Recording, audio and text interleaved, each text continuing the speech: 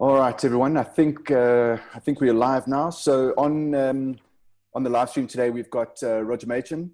Roger Machin from Canon South Africa is with us today. He's been working in various positions within Canon for the last 20 years and is currently the product marketing manager for photo and video products in South Africa. I'm lucky enough to have him as a friend, a mentor, and he's always inspiring me. In my photography journey, no matter where we go, he's always got an idea or a tip or a hint or whatever. So I'm super pleased to have him on the live stream today. And I'm going to stop talking because it's all about Roger. So Roger, over to you. Oh, that's kind of rude. Hello there. Good morning. Thanks very much, Quentin, for hosting this. I think this is a really, really cool incentive and a really cool idea to get photographers thinking. And I was quite impressed by Andrew's prezzo on Friday. So well done, Andrew. I'm going to give you a little heads up in my prezzo. As Quentin mentioned, I am product manager for photographic and video products for Canon South Africa. And what I essentially do is I get to play with all the new stuff pretty much before anybody else gets to do it in this country. And because I've played with pretty much every single camera and every single lens that Canon's ever made, I get to shoot anything I pretty much like. And I often get asked, to do presentations. More often than not, I'm doing product presentations. Very, very, very rarely am I talking about my own photography. So this is a little hint of the kind of things that I do. Obviously, just a quick note, the bandwidth is obviously an issue a little bit at the moment in South Africa because of the line that's connecting us to the rest of the world. We're running it through Zoom, which is in the US. And then we're sending it back to Facebook. So just bear with us if there is a little bit of a jitter and lag, etc. And also remember, please feel free to put any questions in the comments. I'll pass them on to Roger whenever we can. So go for it. Over to you, Roger.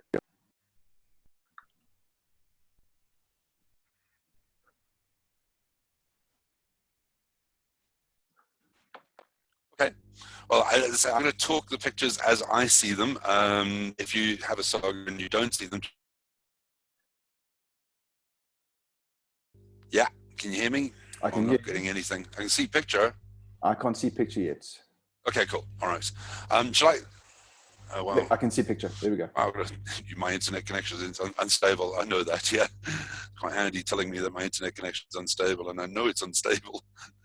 Yeah, well, let's carry on and see how we get on and go from there. As I mentioned, I shoot a whole variety of things for Canon, and pretty much depending on what gear they want me to test on a day-to-day basis. If a new lens comes along that's great for portraits, then portraits is what I shoot. If there's a lens that comes along for wildlife, then wildlife is what I shoot. If I get the opportunity to go to World Cup 2010, which is where this was taken, I'll go and shoot that. So I'm going to go through a couple of genres that I've learned some lessons in, and things that I actually have some experience in and some fun with shooting, and we'll go from there and see how we get on. Theoretically, it should go to the next slide. Oh, here we go. You should see the word aviation up on your screen, because aviation is where we're going to start from now on. Firstly, as I say, I'm going to start with aviation. That was my first love. I worked as an aerial photographer in the Air Force. Life was completely different in those days.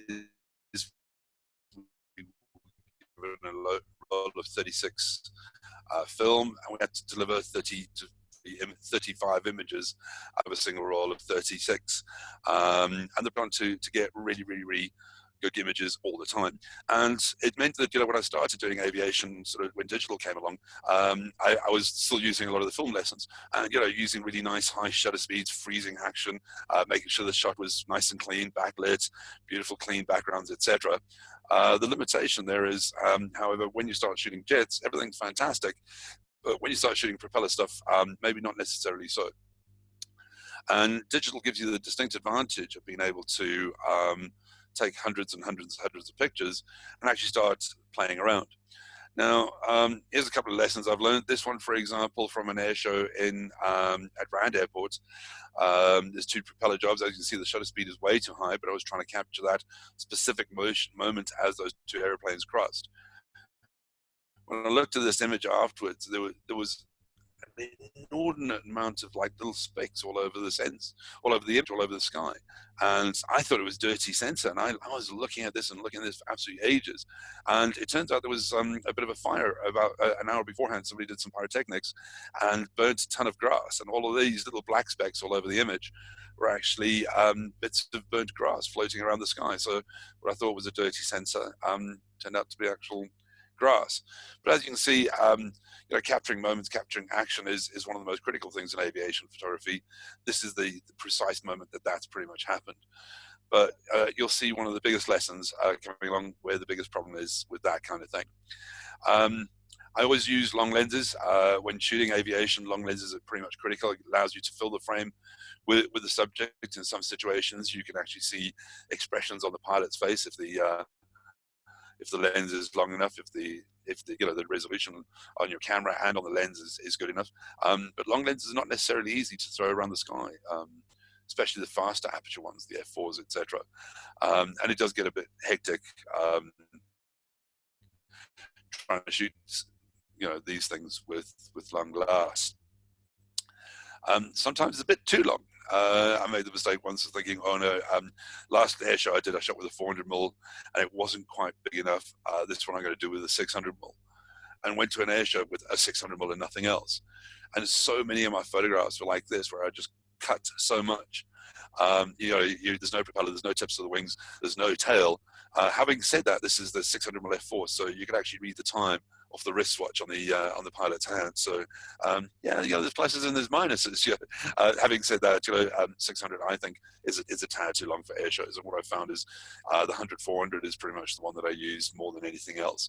As you can see, they're getting a little bit more propeller in this as you start slowing the shutter speeds down. And this is one of the biggest lessons, as I say, coming from the Air Force, where we had to deliver more than 30 shots out of a roll of 36. You played safe if you shot with high shutter speeds. With high shutter speeds with jets, that's pretty much okay. Airplanes, this may as well be an airplane on a stick, looks like a model. There's a little bit of motion blur in the grass, but the plane itself doesn't convey enough motion. So that propeller stuck, completely side to side, doesn't do a hell of a lot for the photo. It's nice and clean and nice and crisp. That's what high shutter speeds will give you, but you need to start slowing down. As you start slowing down, it takes a lot of practice. And there's a couple of lessons you can learn on YouTube about shooting at slow shutter speeds. There's always a situation, if you're safe at 1/25th, going to 60th, you should take 2 images just to be on the safe side. If you go to a 30th, you should take 4 images. If you go to 15th, you should take 8 images, purely to give yourself the chance to actually get that image crisp. As you can see here, I'm getting down quite a lot lower. This is around about 125th of a second. There is a fair amount of motion blur in that propeller. But as you can see, with the blurred propeller from the back, it's seeming to blend into the sky a little bit. So you kind of want light from the front on that propeller. This is the same airplane at a different air show, trying to get a little bit more of that background to convey a little bit more of speed, a little bit more emotion. Nice propeller there, blur there, but because of the cluttered background, that propeller has now completely and utterly disappeared in the greater scheme of things. So you're not really getting the exact sense of motion you want. The lesson here, keep trying. Go to as many air shows as you can. Shoot the same airplanes at the same situations every single time it goes up. Have another knock at it. Keep going slower and slower and slower with the speeds to start getting what you want.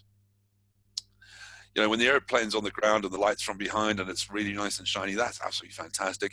You get that full motion blur and you get that really, really nice shiny propeller circle. And this is fantastic. This is essentially what you want. You want it in the air, ideally. And as I say, it's easy on the ground, but once they get off the ground, it starts becoming a little bit more tricky. The slower aircrafts do make life easy. This was an old Antonov AN2 called Little Annie at a Waterkloof air show. As you can see, this airplane is painfully slow, and it means a really low shutter speed of around about 25th or 30th of a second. I'm panning with the airplane. I've taken about 6 or 7 images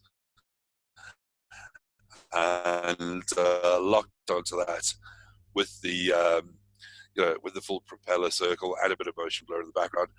nice and clean. I'm certainly not the master of this. My colleague Aubrey does this with a finer and greater degree of skill than I ever have. I don't know what it is. He has no camera shake whatsoever. If I start wandering below 30th of a second, dear God, the blur is all over the place. It's quite hateful. But start with very, very small aircraft, very, very slow aircraft, but you can get better. It takes a lot of time. This is at 15th of a second. Propellers on helicopters move at stupendously high speeds, and to get a full circle in a rotor on a helicopter requires a shutter speed as low as 15th of a second. This one, plenty attempts to try and get that. But again, there's something missing there, I think. I think the circle is, yes, it's complete that I've got the full circle. You don't really get an impression of the rotors. So maybe not really pushing to 15th of a second straight off the bat. I know Aubrey and the various aviation photographers out there, they have an ongoing challenge that started, try and get down to 15th of a second and get a full rotor blur. They're now challenging 1/8 of a second and 1/4 of a second. The levels of that, I just boggles the mind. Anyway, so out of aviation onto my next love. This is something I've always been an absolute fan of. Been studying ornithology since I was a teenager.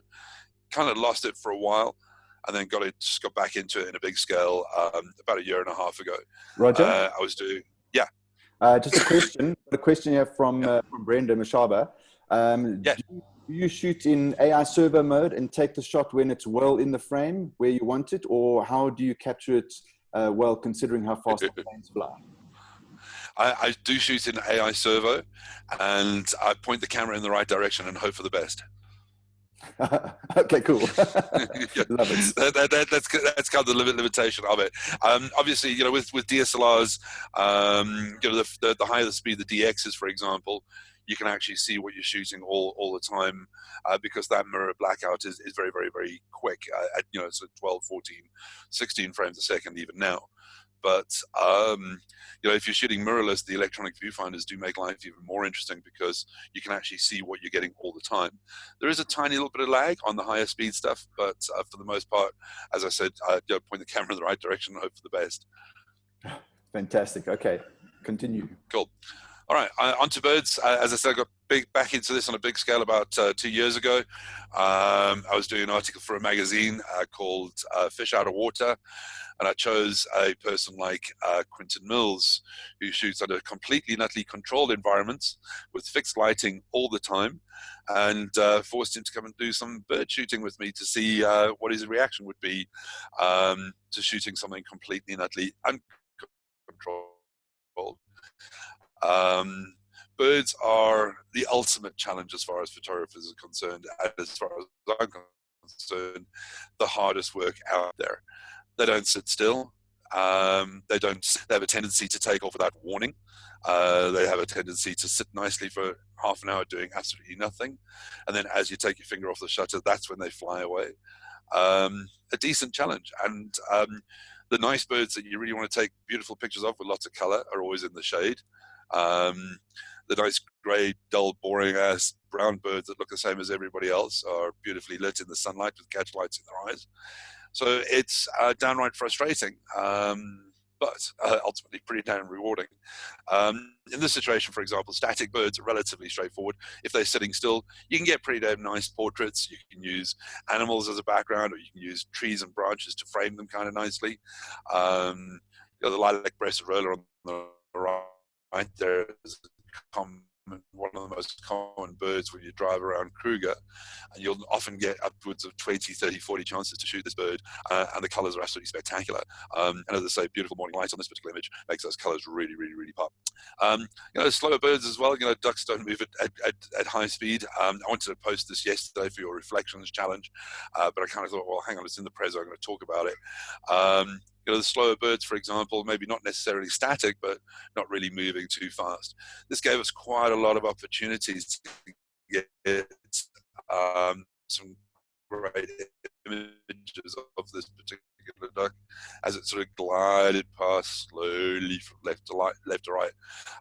It gave you the opportunity, red sort of algae or whatever it is on the top of the frame, the ripple at the bottom of the frame, all sort of leading the image into this and give you that sense of motion from left to right of this image. It's one of my most pleasing ones. I love it because that, not only about the reflection, but also about that whole, everything leading you to that duck's eye, and as I say, conveying a sense of motion, even though it's moving really damn slowly, gives you lots of opportunities.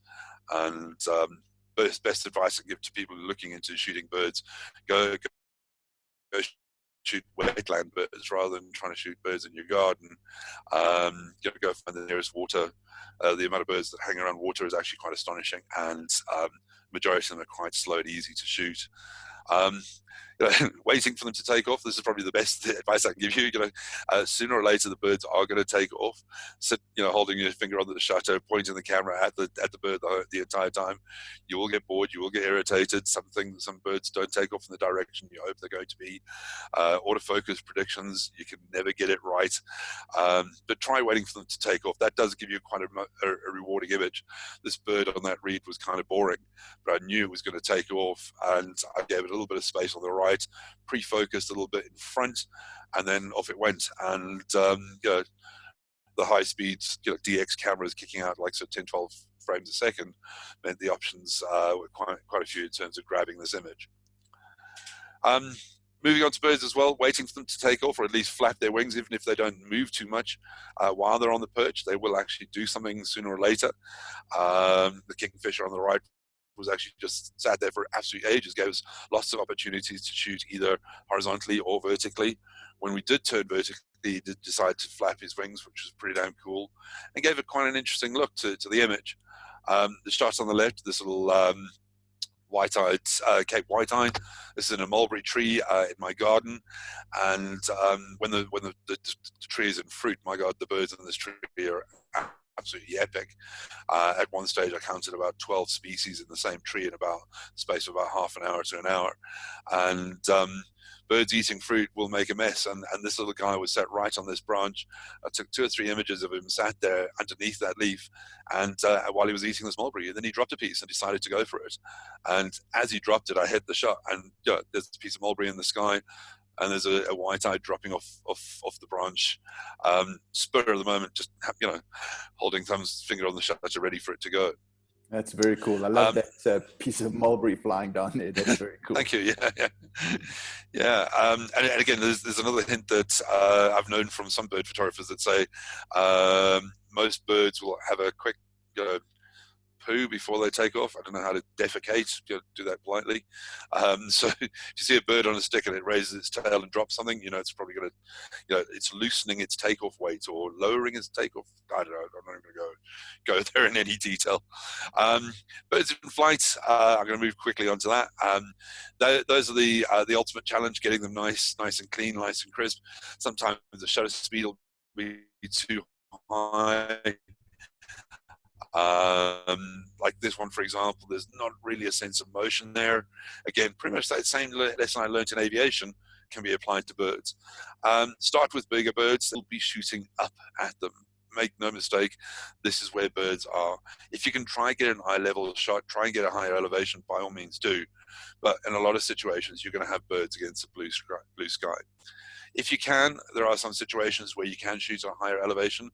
This, for example, at a bird sanctuary where I'm in my car on a higher piece of ground, looking down at a water level, and this is the exact same, I wouldn't say the exact same goose, the exact same species, but now I've got a little bit more of an interesting background. I've got a little bit slower shutter speed. I still like that pose with the sort of head forward and those wings kind of spread like that. But as you can see, I've got a little bit more of an engagement with this bird because I'm now looking straight in its eye.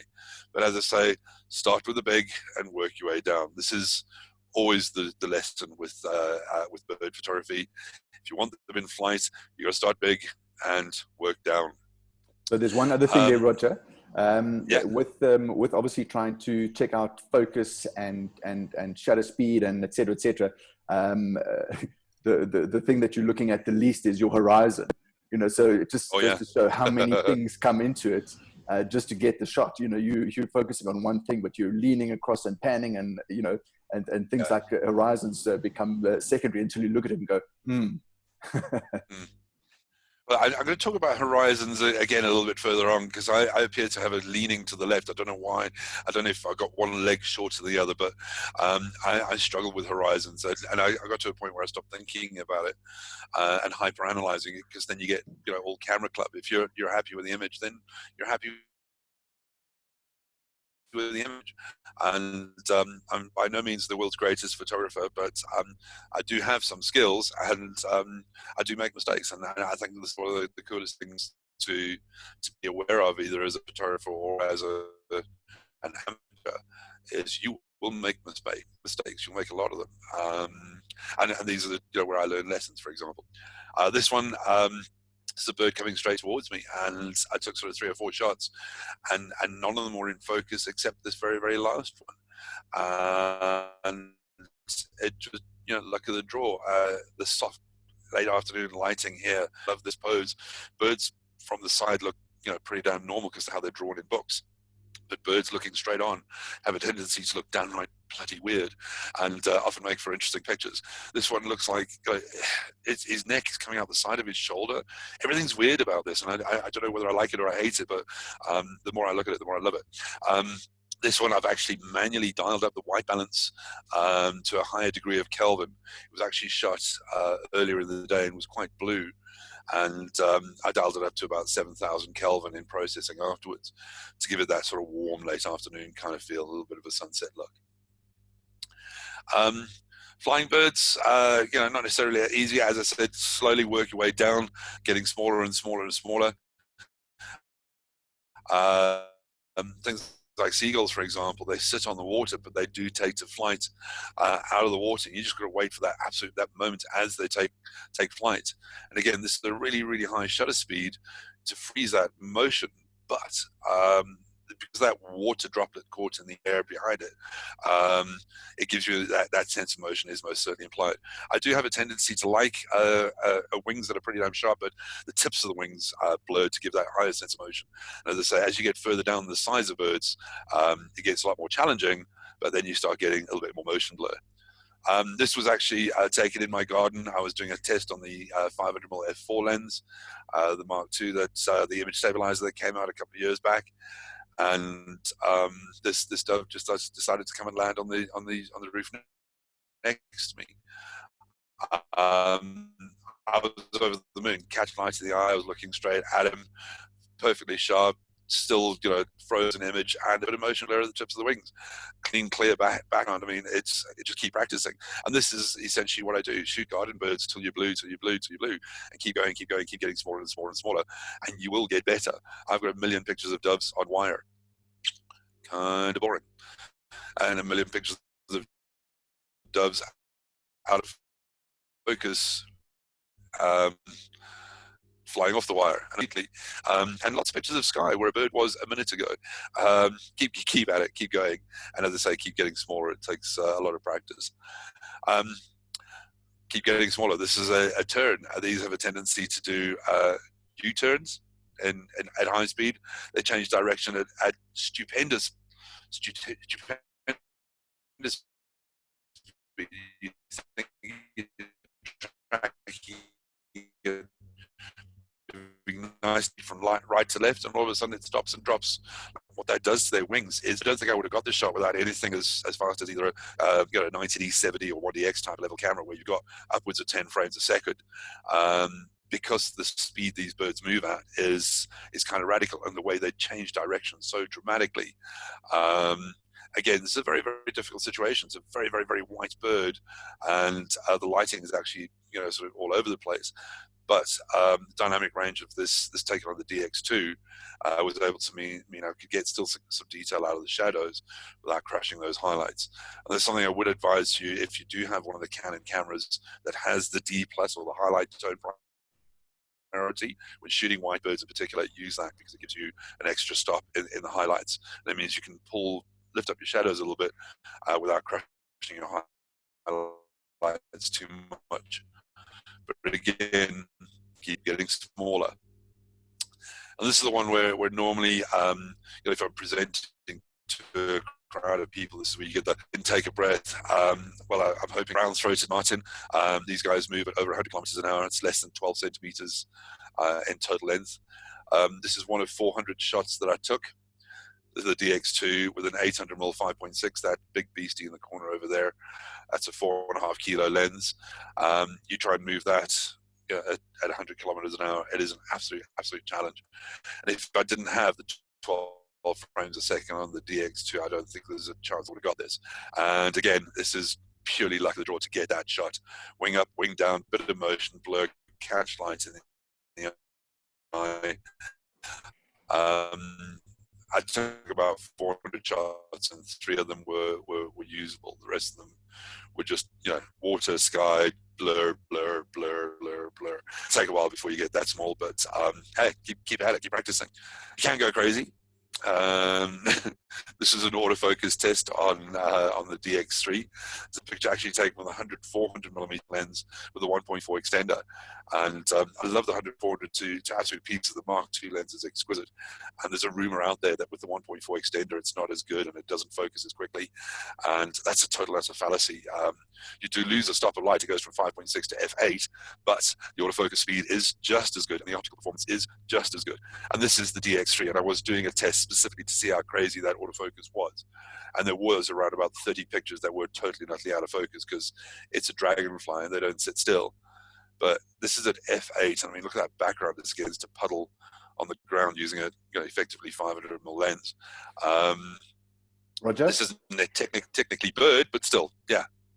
So just 2 things. Andrew Averley says you should put a few pebbles in your right pants pocket to compensate for the lean, for the... and then just from me, so if anyone has tried to shoot with a long lens to get something like this or a Swift, you know exactly how hard it is to get this. But if you've never done it before, go into your kitchen, get one of those paper towel rolls, stick it in front of your eye, and try and follow something that's moving quickly. That's the but if you can get that sorted, then you're pretty sure that you're going to get something, and then you can start looking at autofocus, etc. Getting something in the frame like that and shooting it is very difficult. And again, lots and lots of practice. I don't think I would have been able to do this without having done birds at least heavily week in, week out for the last two years, I think. It can be very rewarding. Sometimes you get amazing light, you get really, really good catch lights, and birds just take this casual little wander into the light for you. It is really, really, really amazing when you do get that winning shot. And it doesn't necessarily have to be that bird in flight. Sometimes it is just a bird on the ground. This kind of just happened to step into that little beam of light after. Things are totally and utterly different. This is a bird, and the entire frame is all about that eye. And it was just that millisecond when that bird just poked his head up out of the grass, and we weren't even expecting it, and I just grabbed that one shot. The depth of field is just crazy and all over the place, but my God, all I ever see in this image is that eye, and I love it to pieces. And this is something that I try to do more than not, is to look for something different and shoot something different. I don't claim to be the best bird photographer on the planet, and I don't think when I take a picture of a kingfisher I'm going to take the best picture of the kingfisher ever, but I'm going to try and do something slightly different, challenge myself, challenge my skills, do something a bit weird. Even if you're not doing something weird, birds have a tendency to do weird stuff. These are fulvous whistling dusks. They're doing a mating display. This is absolutely hysterical. I've seen it once and managed to get 2 or 3 pictures of it and never saw it again. Weirdest of the weird, these 2 ducks, they just jump up on their legs, kick them at really, really high speed, pad along with their wings behind them, and it's apparently a mating display. Yeah, if you're not doing something interesting, sometimes the birds you're shooting will do something interesting, and it's a good lesson I've learned from a lot of wildlife photographers is sometimes learning animal behavior or bird activity or bird behavior is something that's kind of unusual. There's a bird called a black orhan that does a call that sounds like a champagne cork, and it throws its head back when it's making that sound. That's the shot you want to get. That fish eagle that does that, that neck that curves all the way back when it's calling.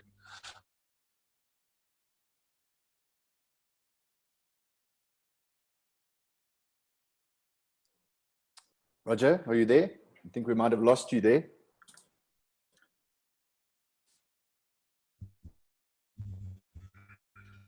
Are you back, Roger?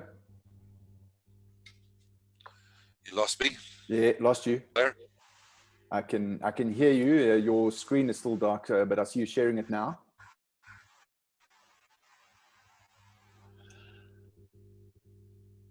How's that? Yeah, I can. Still coming up. Are we back?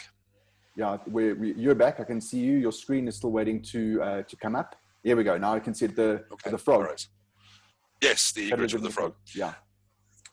Again, as I was saying about, even if you don't necessarily try to do something interesting or try to do something different in terms of photographing the birds, they do interesting and weird things. This was at Pilanesberg. I was actually following some wildebeest, and I just saw this egret in the grass next to these wildebeest at the side of Bunkway Dam. And this while I was sitting there trying to shoot wildebeest, but as I say, animal behavior is something that you should actually learn and play with quite a bit. Let's see if it goes to the next slide for me.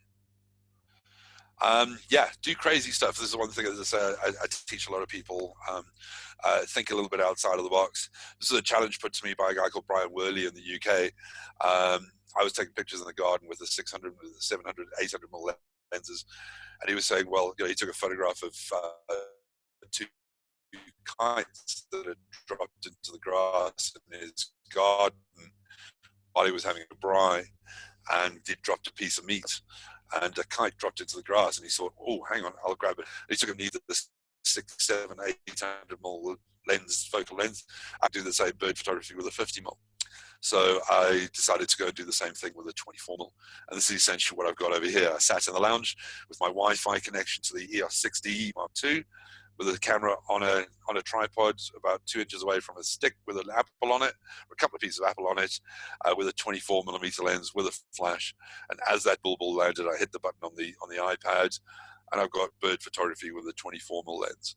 Don't ever think for 1 second that your lens is not long enough, or that you're not good enough, or you don't have the right camera.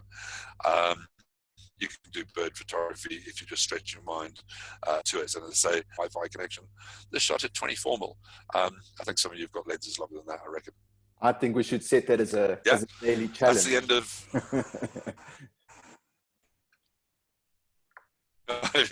Try and do birds with a fisheye. My God. Ah! Absolutely. No, I don't think you get more wider than 24. Yeah. Okay, I'm going to move into sport now. I'm not going to try and steal any of the thunder from my namesake who's presenting this afternoon. Mr. Cedrus is definitely the master of sport.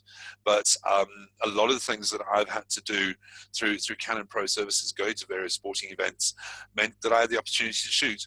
And sometimes the opportunity to shoot is something that's totally at the spur of the moment. This was something I was on the way back from taking photographs at some event of some sort, and I had an hour or so to kill, and I saw a sign that said drag racing happening now. Went in, paid $50 to go through the door. I happened to have a 70-200 2.8 on an EOS 1D level camera, and the guy saw the big lenses, etc. They said, "Oh, why don't you come over to the press area?" And next thing you know, I was in a press area at the start of drag racing. And I was shooting a whole bunch of interesting pictures with the 70-200 2.8 with a D-level camera, just at drag racing. I'd never done it before, and it seemed like a good idea. And I had a whale of a time. And the most important lesson here is, work your way down the shutter speeds. The first shots I took were all nice and clean and crisp, but no motion evoked whatsoever. And I started panicking. And again, that horizon, believe it or not, the horizon is straight. That grey line across the bottom of the image is actually a concrete barrier between me and the motorbike. There is a slight uphill to the start on this particular drag race, but doing something as a spur at the moment proved to be quite rewarding, and I got some really, really cool images. I have some very, very lucky opportunities. This is a test on the DX Mark III up in a little place called Ascari. It's a privately owned racetrack up in the mountains in, near Marbella in Spain. This is back in December. About 2 months before the DX3 was announced, I got to go to Europe to go and shoot a little bit. This is one of my favorite images from the Ascari test shoot that we did.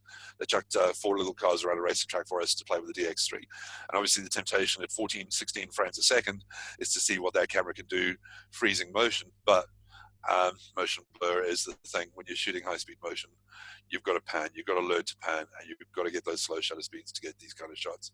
It takes a lot of practice. But hey, it can be quite fun.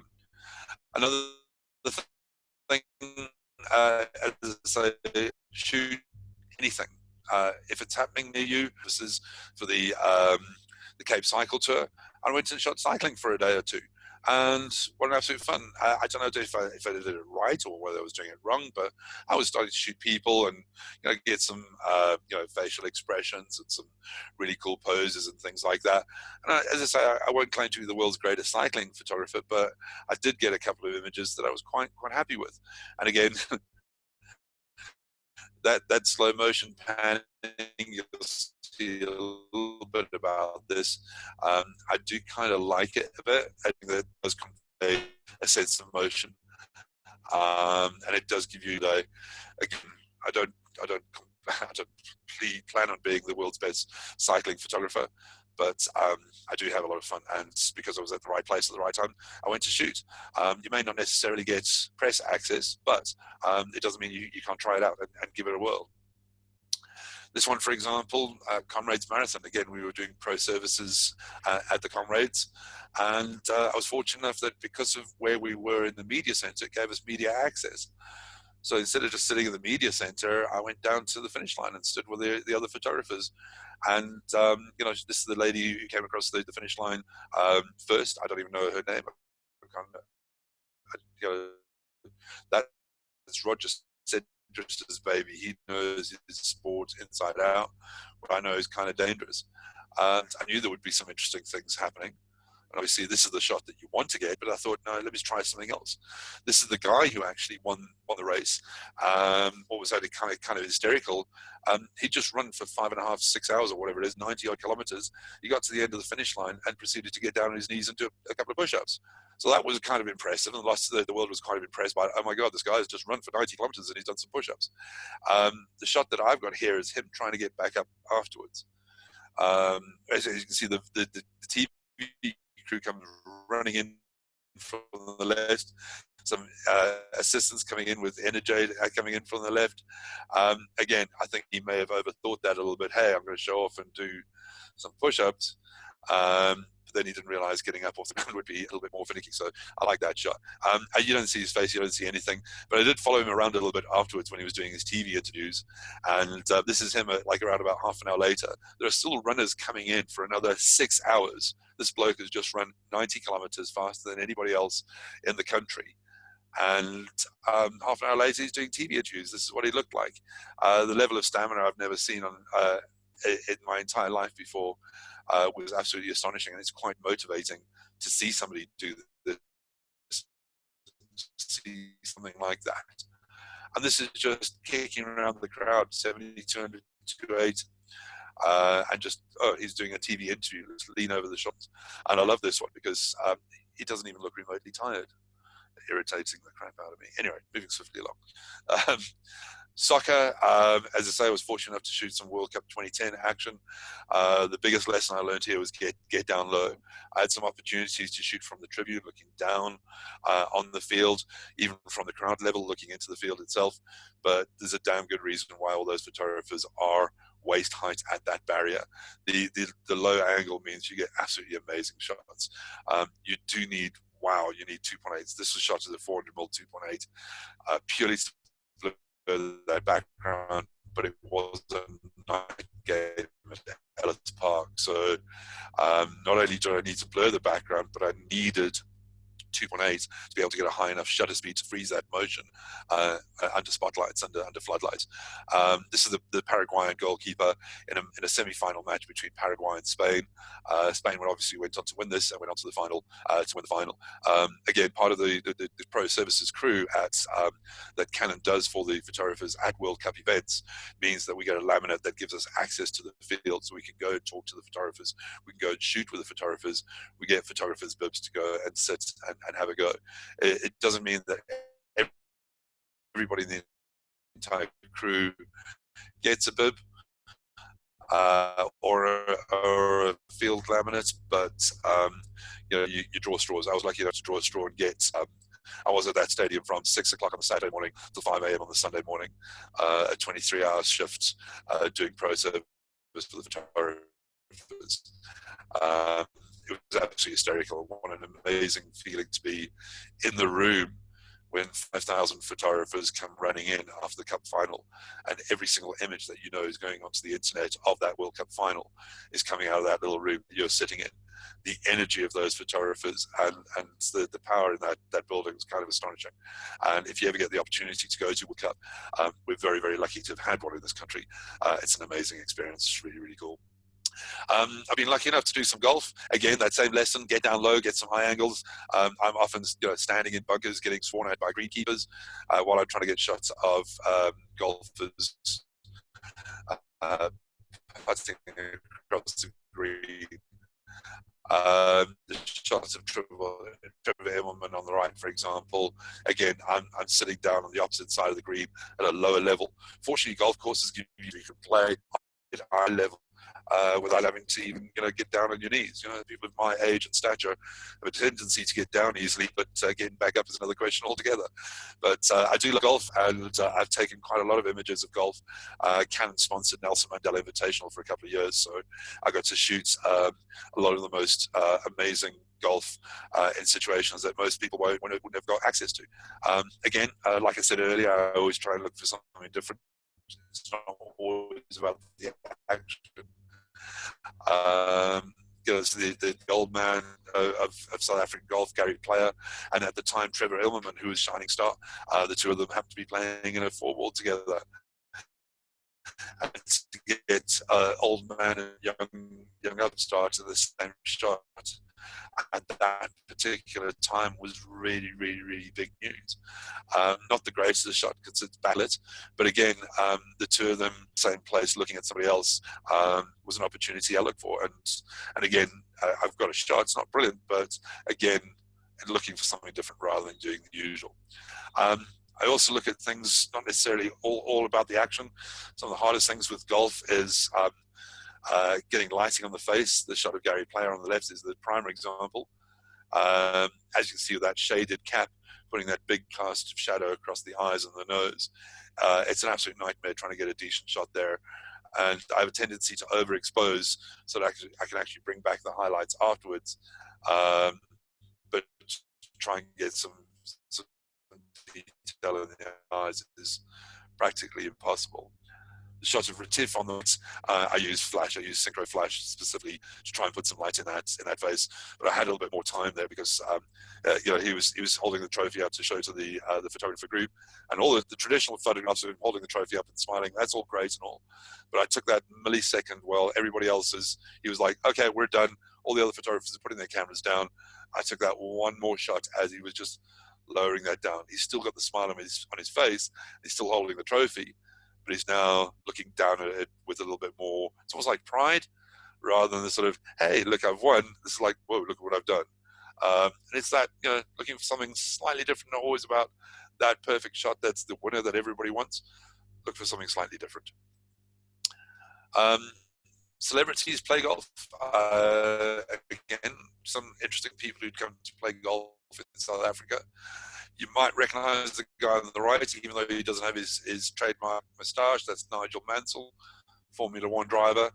The guy on the left looks a little bit strange, but if you know from watching Dallas in the 70s and 80s, if you know your age, that's Patrick Duffy, who's in Afrikaans in South Africa as well. But he's an avid golfer, and he came out here as a celebrity playing the Nelson Mandela Invitational. Hell of a nice guy. again, trying to get those nice action shots with the peak cap blinding the eyes is kind of difficult. But start with kids. That's one of my youngsters on the right in the red and blue jersey. I shoot, kids rugby on a weekend. It's a lot of fun because I've got to go there, I've got to drop the kids off. May as well take a camera, may as well take a lens. It is a tad ostentatious when I'm standing there with a DX3 and a 400mm 2.8, and all the other moms are shooting with their iPads and their iPhones. I don't care. And when they come up to me and say, "Oh, can I get some of your photographs?" I'm like, "Why would you want pictures of my kid? I only take pictures of my kid." But again, it's the best way to learn, best way to start. You don't necessarily have to have a 400 2.8, but get out there with your, even if a kit 55 250 or a 70 200, whatever you've got, go and shoot kid sports. Don't sneak in. You've got nephews, nieces, children, whatever the case may be, is go and shoot their sports days. It's a good place to start practicing. And again, dead easy to get close, clean backgrounds, get down low. And it's, do a bit of sport. It's a challenge, and it's a fun thing to do. And again, purely because I could do it, I went and did it. And again, one of those things, just happened to be there, right place, right time. And you'll see sort of a couple of the genres that I talk about. I'm going to go into live music now and try and speed it up because I think we're running a little bit low on time. Quentin, you're going to have to start waving hands and start doing these kind of signals without getting a little bit long, yeah? Yeah, we've got probably about 12 minutes left, I think. Wow, okay. I'm going to have to be quicker. All right, live music. This is something I've done purely out of fun. And because I like seeing bands play live. This is a band called The Awakening. I did a couple of album covers for them, and they asked me to come and shoot live. Use the light that you've got. So many live photographers I see take flashes. Don't use flashes. The lighting there is normally pretty damn epic. I have a lot of fun shooting live music. Sometimes you have to go to stupidly high ISOs. You have to go to stupidly high ISOs. Switch to black and white because then you don't worry about noise in the greater scheme of things. This is shot on an old 5D2, which was noticeably atrocious. 1600 ISO, and this is at least at 3200 ISO. So a local band called Prime Circle, and again, dynamic range is really, really good. And black and white meant I could get not only the three front end members of the band, but there's also the guy playing the keyboard in the background as well because there was sufficient light. I get in close. I either use longer lenses or I get as close to the stage as I possibly can, because you often get really, really good interactions, not just with the bands doing stuff, but also you get facial expressions while they're doing stuff, while they're having fun. This is one of my favorite lenses, the EF 85mm 1.2, which sadly has now got cobwebs on it because I now have an RF 85 1.2. Getting close, you'll often find that the band members will see you taking their photographs and they will interact with you. Lady on the left called Jo Day, she saw me taking a photograph. This was taken on a 1635 and her finger was pretty much a millimeter away from my lens. I was highly unamused that she was trying to touch my lens, but the action shot that I got was absolutely astonishing. And again, as I said, get in close. If you can get in that photographer's bits, lie, beg, plead, do whatever you need to do, phone the organizers, tell them you're shooting for something and ask for a press pass. There's a good chance that they like a bit of publicity and they'll let you get in there and get in close. Don't forget the drummer. That's one of the most important things. 90% of the photography I see of live bands focus on the lead singer, focus on the guitarist, and there's very, very few pictures of the drummer. If you do get the opportunity to either get on the stage or go higher on the stage from the side, getting some shots of the drummer, they will always appreciate it. And if they see you, they'll often do something kind of interesting and kind of reactive to get themselves in the shot. That was it for live music. I'm going to go to wildlife kind of quickly. This is one of the biggest lessons I learned. A lot of photographers come to me and they say, oh, they want to buy a big 600, but they can never afford it. They can want to buy a big one of the great whites. They're a lot of money. Make no mistake, they are a stupid amount of money. But having a 600mm lens and going to Kruger doesn't mean you're going to get the most amazing, rewarding shots. My best wildlife shots have actually been shot on much shorter focal length. And I had this discussion with Heinrich van der Berg, one of South Africa's tops wildlife photographers, and the lens that he's got more of his published images on, more of his absolute winners, award-winning images, is the 7200. And it's a lesson to us that we often think that we need the bigger lens, you need to get closer, etc., etc., etc. More often than not, if you spend a little bit more money going to a smaller reserve or a private game reserve and getting closer to the action, or even find action for you. These guys have got radios, they talk to each other, they can actually get to places. Spending a little bit more money on the reserve means you can get amazing pictures with the lens that you've got. This again, taken on a 70-200 2.8, but in a private reserve in the Sabi area, it can often be a lot more rewarding. Having said that, sometimes you do need the big lenses. I try and do different things with wildlife photography. I don't think when I'm taking a photograph of a giraffe, how am I going to take this photograph better than anybody I know? And bear in mind, an overwhelming majority of my friends that I know online and photographers that we've worked with are wildlife guys. And when I shoot a picture of a giraffe, I'm thinking, oh, how would Andrew Averley do this? How would Richard Totoy do this? And it actually is so demotivating because you just can't possibly emulate or can't possibly be as good as they are. But I try to do something different. Nice tight portrait on the right, backlighting on the left. Zebras, for example. Oh my God, I must have shot zebras till I'm sick. And none of them are in amazing images. Even this one I'm not even a big fan of. But again, it's an idea that I'm looking for something different, the way that adult zebra rested its chin on the backside of its youngster.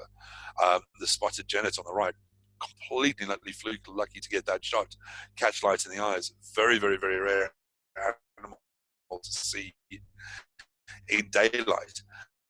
And it was all about luck of the draw. And again, looking for something different. Looking for different angles. Is this a shot of an oxpecker, or is this a shot of a giraffe with an oxpecker? Well, you make your mind up. You do what you like. You see what you like in that image. I love it to absolute pieces because it tells me both. And again, looking for something different rather than focusing on the usual. I do look for smaller animals. I do enjoy shooting smaller animals purely because they're maybe not necessarily as photographed or as often as anything else. But the hardest part about this is trying to get eye level with them. And that's the most, and inside your car, you're inside a camp and you shoot, you find a cat's nest or what's the name, a mongoose, whatever it is, and you get down low. You have to get down low with these things, otherwise they just look diminutive. Having said that, they can be really, really, really rewarding, and they're often out in this craziest lighting. As you can see, early morning with the mongoose and late afternoon with the meerkat, but you can get some really, really good stuff. Again, smaller animals, different lighting, doing something different, looking for a different angle. Again, small animals. This baboon was about sort of 2, 3, 4 days old. He was still pink. Didn't realize that he couldn't eat mud. There's something about the mum's pose with that paw above his head. I really like it. It's almost like pointing down and saying, "Look what I did," and he's going, "I like mud." It's just plain ridiculous. They are funny animals. Be inspired by great photographers. And again, I think this is a little head nod to Andrew Averley. His work in black and white and wildlife photography is absolutely amazing, and I love it to absolute pieces. To all intents and purposes, I try and emulate as much as possible this high contrast, black and white, punchy image shot recently in the Chobe, specifically as an idea to try and copy what Andrew Averley does. But get inspired by great photographers. They will give you some really, really cool stuff. Another one of those things about horizons. This is a great white shark shot with Chris Fellows off Cape Town. I got 4 shots. This is my first of the 4 shots. As a shark had come out of the water and going down, I got the shock of my life, and I hit the shutter button as it was on its way down. Chris managed to get 11 shots as it came up and went all the way around. Lots and lots of fun doing that. But scary animals. This is shot with a 16-35 2.8 lens. It's really damn close. You can see that white bit in the bottom right-hand corner of the image. That's actually the edge of the boat I'm standing on. Shot at 16mm with a polarizing filter. That was a little baby. He was only about 2.5 meters, great white shark. But wildlife photography doesn't necessarily have to be the stuff you see at Kruger. Okay, Quinton's waving a 5-minute thing at me, so I'm going to jump through these relatively quickly. I have the opportunity with Canon to travel a hell of a lot. I love night scenes. I love slow shutter speeds. I love setting up the camera on whatever I can find. This is Moscow's Red Square at 1 o'clock in the morning. -7 degrees Celsius, an old camera called a 1DS. I didn't have a remote control cathedral. Yeah, I'm okay with that. Horizon's not straight. The view from my window outside my hotel in Osaka, that little building on the bottom right-hand side, that big white thing, that's a camera shop called Yodobashi. 7 stories of cameras. One of the most amazing places I've ever been in my entire life. Don't think you have to go out. This is from my hotel window. I say I love night scenes. You don't have to have the greatest cameras. I love late afternoon lighting. This is a picture from a bridge taken on a PowerShot G7X. Again, shooting in RAW meant I was able to play with the images a hell of a lot afterwards. And late afternoon lighting for me almost silhouetted the city of London. Lots of fun. Again, I don't purport to be the greatest landscape photographer or cityscape photographer. This is Istanbul. I love that late afternoon lighting. Again, as you can see, I have major issues with the horizon. I think I'm going to take Andrew's advice and put some stones in my pocket. But hey, it's when you see good light, you shoot for the light and just go nuts. This is another prime example. Getting on a bus at the Disneyland at Tokyo. I just love that. The dust from the city and the smog from the city of Tokyo is so intense.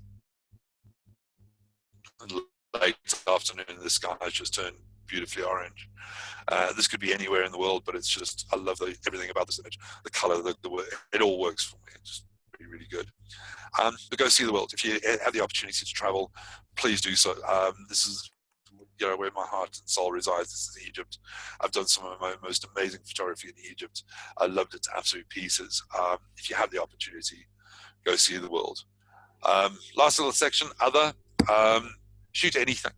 Don't think that just because you only do flowers, you can't shoot anything else. I've shot lots of stuff, from motorbikes in studio to statues and things in museums. These are taken in Berlin, of all places. The statue of Nefertiti, for example, happened to go to the museum when it was dead quiet. 85mm 1.2. I've got a photograph of one of the most famous works of art known to man, purely because I just happened to be there and I was shooting. Why not? 2 minutes, okay. Part of the Nelson Mandela thing, I got to go shoot Nelson Mandela. This is one of the most iconic images I've got. Gary Player introducing Retief Closer to Nelson Mandela with Trevor Immelman in the background looking on. Kapil Dev, one of the world's most famous cricketers, introducing his daughter to Nelson Mandela while Nigel Mansell and Corey Saunders look on. Right place, right time. Try everything once. I love the stadium, love it to absolute pieces. This is Moses Mabhida in Durban. I don't think I've done it justice. This is an HDR image on the 5DS. But I went back at night and did the same sort of thing and tried it again. I'm still not wild on it, but I still think there's something about it that really, really works for me. And again, my mission here is try everything once or twice. And if you don't get it right first time, keep at it. I've traveled a lot. This is Don't Be Scared of Heights. I'm petrified of heights. This is taken to test the 50 million pixel 5 DSR camera from the rooftop of the Parktonia Hotel in Joburg, 26 floors over the city. I'm holding the camera above my head. The 50 million pixels is detailed enough for me to see the Coca-Cola logo on this red truck on this hill, on this bridge over here. I don't know if you can see my mouse. I hope you can see the mouse. But that gives you an idea of the resolution, 50 million pixels. Ballet, got invited to do ballet. Go and shoot it. What the hell? Have a try. I'm not best at it, but I got some great shots. Try everything once. I'm going to whisk past this, my latest project. I'm shooting with an old camera from the 1950s. I'm shooting some black and white images, scanning them and photoshopping them and getting some interesting results. Taking out all sorts of modern conveniences. This is Champs-Élysées. Crop it slightly, clean it up. All of a sudden it looks like a vintage picture. Lots and lots of fun shooting film again for the first time ever. Lastly, what's in my bag? What I shoot with more than anything else at the moment. EOS R and the RF lineup of lenses, love them to absolute pieces. The other thing that I have on my hand at a regular basis right now, DX Mark III 90D. It gives you an idea of what I shoot. EOS R mirrorless is the future. I love them to absolute pieces. I may or may not also be shooting with something else, but less said about that, the better. And I'm sure it's got some tape somewhere, hey? Yeah, covered in black tape, yeah. Sure, managed to do that in the last 2 minutes. Sorry you rushed that last section. but yeah, we're running out of time. Yeah, no, that's cool, because I think we're probably going to get cut off fairly shortly. So what I want to do is just say thank you very much for putting this all together so quickly and your time. I appreciate it. Thank you. Yeah, no pressure. And yeah, let's see. Maybe we'll get you in to talk about some other cool tech from Canon over the next couple of days before the lockdown. Absolutely, yeah. So it's cool. So yeah, I think I'll wrap it up. Yeah. I've got some. Yep. Yeah, like it a lot. Please post questions down below. I will answer them over the next couple of days in text. Awesome. Thanks, Roger. Really appreciate it. Cool. And yeah, have a good afternoon. Cheers, Thanks for hosting this. Good stuff. Okay. You too, mate. Cheers, man.